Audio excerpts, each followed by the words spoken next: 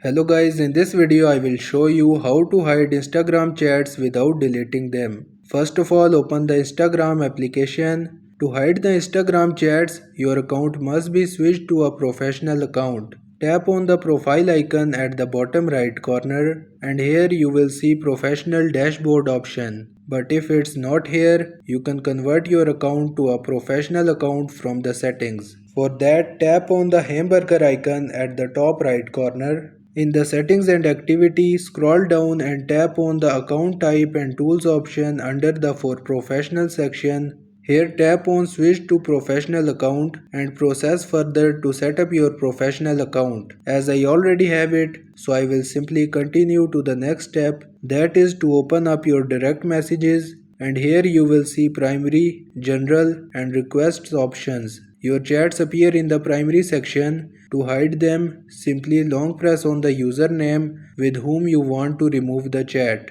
Then tap on the move to general option and your chat will be removed from here. You can do the same for as many chats as you want, and if you want to bring any chat back, tap on the general tab and here you will find it. Long press on it and tap on the move to primary option. After that, tap on the primary tab and you will find the chats here. And this is how you can hide Instagram chats without deleting them.